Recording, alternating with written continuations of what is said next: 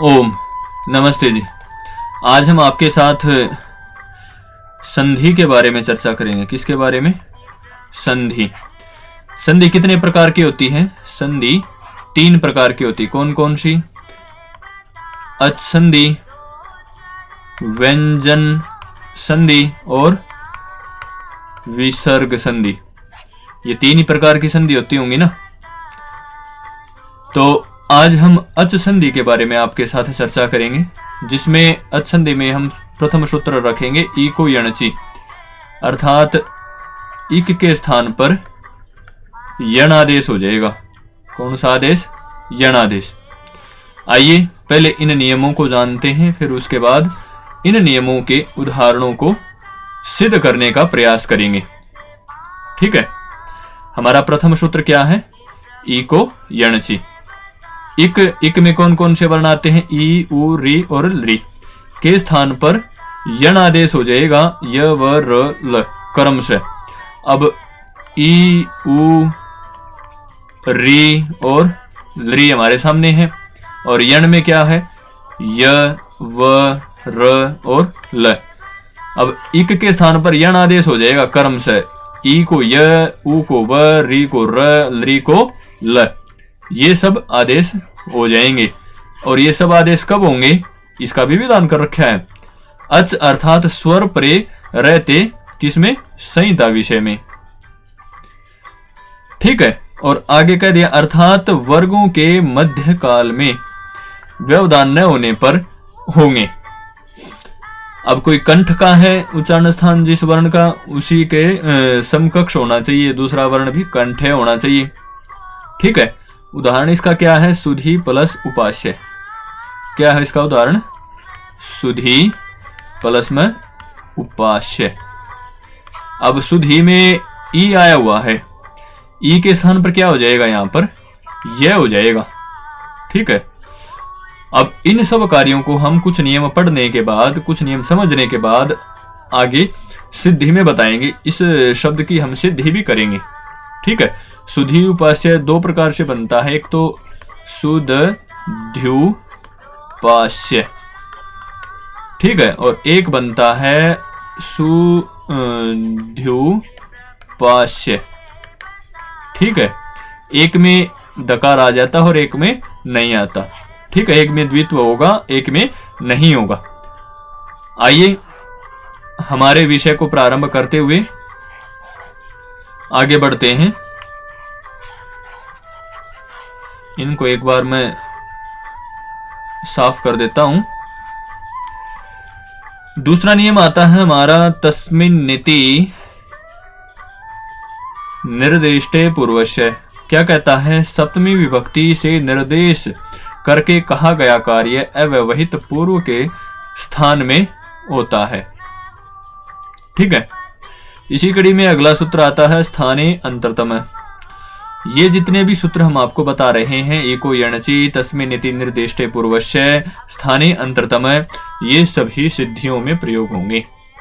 अब जब हम सुधी प्लस उपास्य की सिद्धि करेंगे, ठीक है, उसमें इन सब सूत्रों का प्रयोग होगा। अब स्थाने अंतरतम बहुत ही महत्वपूर्ण सूत्र है।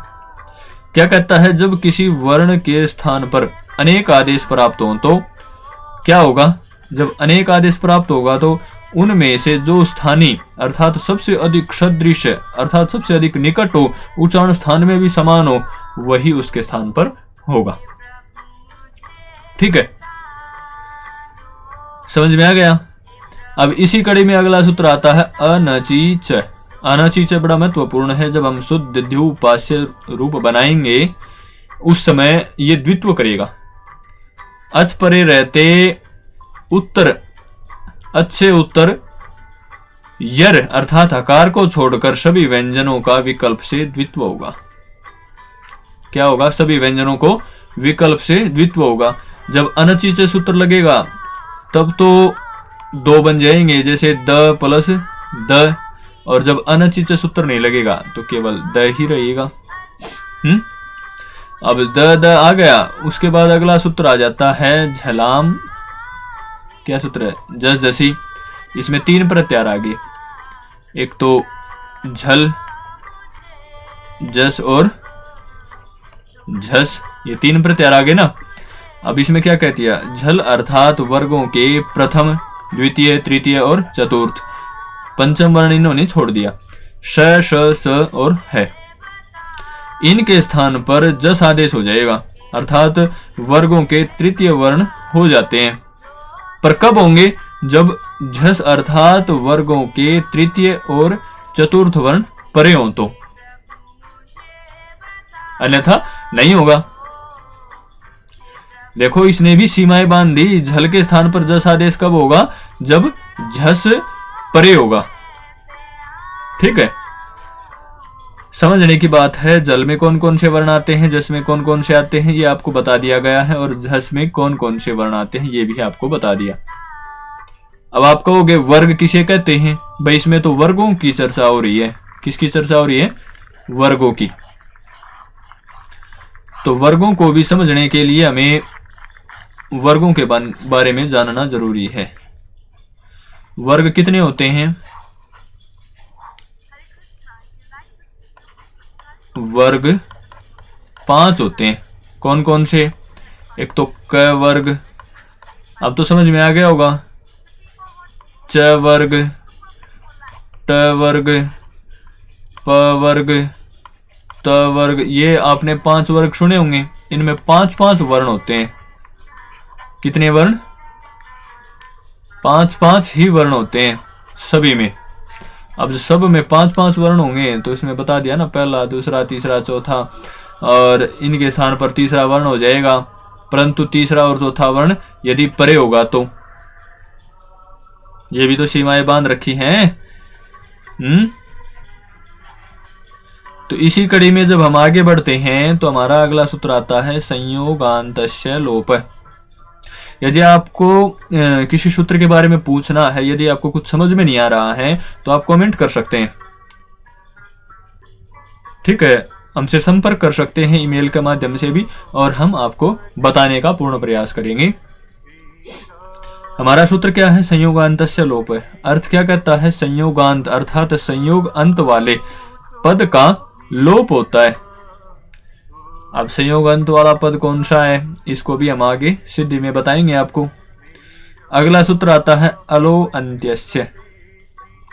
अलो अंत्यस्य क्या कहता है, षष्ठी विभक्ति से निर्दिष्ट आदेश अंतिम अल के स्थान में होता है, अर्थात षष्ट्यंत पद के स्थान पर जो आदेश किया जाए वह उस संपूर्ण षष्ठ्यंत पद के स्थान पर नहीं होता, अपितु षष्ठ्यंत पद के अंतिम वर्ण अल के स्थान पर होगा।